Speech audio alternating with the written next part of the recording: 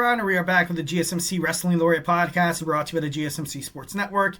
I'm your favorite wrestling fan here, Eric Rodriguez, live every Monday night on the GSMC Podcasting Network, the GSMC Sports Network on YouTube. So make sure you guys, Superman punch that like and subscribe button to get some cool notifications when we go live and also publish new content. So, we talk about everything inside the ring, all the action inside and out. We talk about superstar, inactive statuses, injury updates, contract negotiations, extensions, and new signings. Also some releases from promotions like New Japan Professional Wrestling, AEW, Ring of Honor, TNA, WWE, NXT, you name it. If it makes major news in the world of professional wrestling, we dissect it, we analyze it, we talk about it here on this podcast 1010%. So definitely do not miss it. Be a part of the movement. Be a part of the revolution that is the GSMC Sports Network. All right, without further ado, we're going to talk about the women's tag team titles. Is it cursed? Is the division, is it dead? Is it just damn near struggling? I got to be honest. I'm not, recently in WWE, these tag team belts honestly are meaningless. Like it's bad. It's getting bad, and starting from what it kind of used to be. It's kind of funny that the WWE needed Women's World Tag Team titles for such a long time. They needed the WWE Women's Intercontinental Championship, and then the moment they finally did it, it was like, too little, too late, I feel like. But better late than never, I guess, is the philosophy in terms of, the women's division in WWE. Also in terms of, Lucha Libre and some of the luchadors that, came to WWE ultimately to kind of be exploited stereotypically. But, nowadays, we're seeing, top tier stars finally get the recognition or the respect they deserve. So, you've seen this tag team division, you've seen actually tag team wrestlers win it. Like, you kind of see the iconics. Like, you know what I mean? You had Bayley, Sasha Banks, borderline. This is something that I hate about tag team wrestling in WWE when they win it. Like, like Kevin Owens and Sami Zayn dethroning the Usos. Like, two main eventers, two main stars, single stars winning tag team gold is not tag team wrestling. And it's bad. It's bad, 1,010%. If the tag team division should be tag team division, like who all forgot how awesome this tag team was? Didn't really last long. Nothing against Ronda Rousey. Wasn't a huge Ronda Rousey guy. But I do have a lot of love and respect for Shayna Baszler, 1,010%. Let's just face it. Let's just look reality in the eyes, guys. The tag team, the dominant tag team run between Bianca Belair, Jade Cargill, once again, two single stars, destroyed the women's tag team division. It completely flipped it upside down. It diminished all the competition. To put were you trying to put like just Jade over? Were you trying to get her used to fighting in WWE that she couldn't fight singles matches on her own? You kind of saw with with Naomi, she kind of does belong in the tag team division as well. Definitely loved it when her and Sasha Banks won it, and then they kind of walked out of WWE based on creative frustrations, especially within the women's division. And, a lot of credit has been given to Triple H during this new Paul Levesque era, which, by all means he deserves. It's all good. Round of applause, dude. Good job.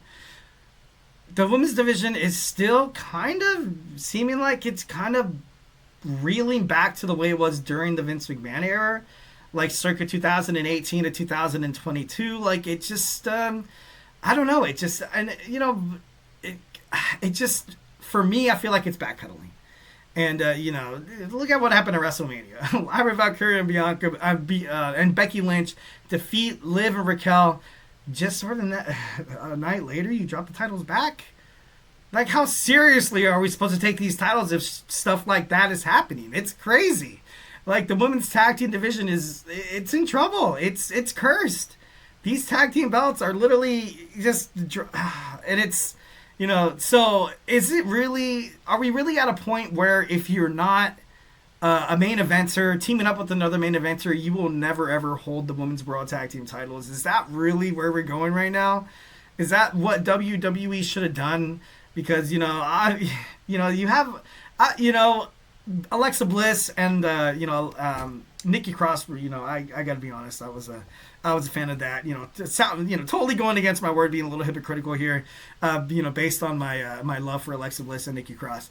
But I don't know. It just seems like you see Liv Morgan, former WWE World Women's Champion, Bianca Belair, former WWE Champion, Raquel Rodriguez, NXT Champion, and then Jade.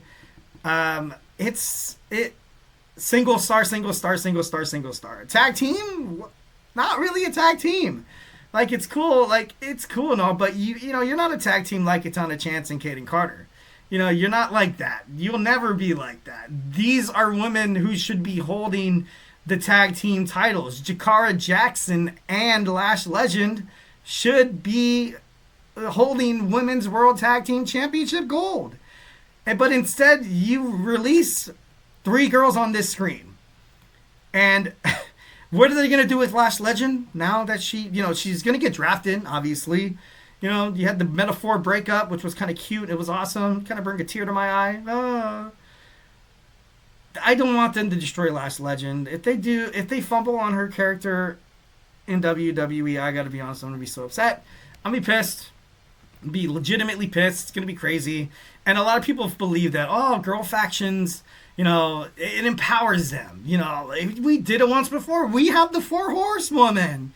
Charlotte Flair, Sasha Banks, Bayley, and Becky Lynch. And it was so damn good. But, look at what's happening with Fatal Influence right now. JC Jane achieving success in TNA. Also Jasmine Nix. Also Fallon Henley. I ultimately do feel like a lot of these superstars that were released in the women's division in WWE will wind up in TNA, and TNA will open up a mid-card title. That's obviously what I'm hoping for, because the Knockouts division does seem like it does need at least 5 more superstars within that division, with thus creating a mid-card title, which would be pretty badass. Look at Absolution. Mandy Rose, she achieved success, but ultimately kind of got buried by WWE. Sonya Deville never really seemed like she kind of got into it. And obviously Saraya or Paige having a back injury, history's not really that good. PFC, I had such high hopes for this faction. I thought it was going to bring the much deserving Zoe Stark and the amazing, talented, gifted Shayna Baszler the recognition they deserve, but it didn't really come in fruition. It was just stupid. It was a joke. Sonya Deville too. I was happy that Sonya Deville came back to wrestle again. But ultimately, to kind of get, like egg on the face, got spit on the face. Look at this other women's stable. Right Squad, Sarah Logan, Liv Morgan. Liv Morgan, obviously, she did good things. Ruby Riott as well. But I'm kind of seeing a trend here. Tag teams in WWE that are actual tag teams in the women's division, they get crapped on. They get released, then signed back. They a trash storyline where you turn your back on your partner, and then your singles run is an effing joke. Do you not see the pattern here that's going down? The 2 tag teams that are well deserving right there on your screen. The Unholy Union, Kayden Carter, actual women's tag team. Doesn't help. Damage Control is, I feel like is an outlier. But then again, Dakota Kai released. Kairi Sane. Io Sky's officially moved into, single stardom.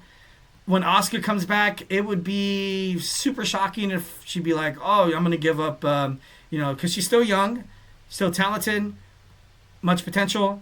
I'm going to give up on my WWE Women's World Championship aspirations to be in the tag team division. Which, in reality, and you've seen the evidence right now, is a bad idea. Women in tag team stables doesn't really seem like it's helping their career in WWE, in professional wrestling. I said it before. If you're not a Bianca Belair, if you're not a Jade Cargill in the women's division, if you're not 2 main eventers holding the tag team titles, WWE doesn't care. I don't think they care. And they'll release you with the snap of their fingers, and it's awful. So what are we gonna do? What are we gonna do about it, Triple H? Tell me right now. Well, this is what we're gonna do, Eric. I'm just kidding. No, that was a bad Triple H impression. I just hope that this division gets fixed. And we're gonna talk about it next. We're gonna talk about the releases of these WWE superstars. More or less the women that got released. Jakara Jackson. It's Gigi Doling once again with Tatum Paxley and Shotzi too. Like a women faction that WWE was like, oh, this will propel them and make them relevant within professional wrestling, just to only get released. Going after the tag team championships, going after the TNA Knockouts women's tag team championships, and not really achieving, not really being gifted the respect they deserve. So we're going to talk about the recent releases in WWE, my reactions. So grab your favorite snack, grab your favorite ice cold beverage. Join me here in about like 15 seconds. So hey, do not go anywhere.